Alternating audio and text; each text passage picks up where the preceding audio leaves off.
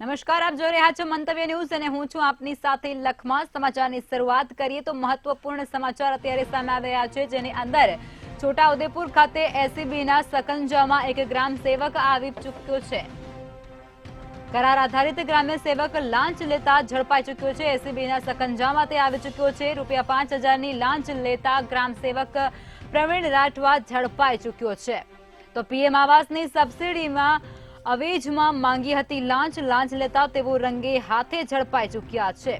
એસીબીએ છટકું ગોઠવી અને ગ્રામ સેવકને રંગે હાથે દબોચી પાડ્યો છે। તો આ ઘટના છોટાઉદેપુરથી સામે આવી રહી છે। છોટાઉદેપુરમાં એસીબીના સકંજામાં એક ગ્રામ સેવક ફસાઈ ચૂક્યો છે।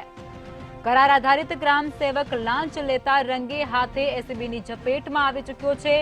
₹5,000ની લાંચ લેતા ગ્રામ સેવક પ્રવીણ રાઠવા ઝડપાઈ ચૂક્યા છે।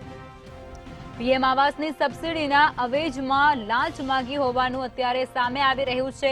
એસીબીએ છટકું ગોઠવી અને ગ્રામ સેવકને રંગે હાથે દબોચી પાડ્યો છે।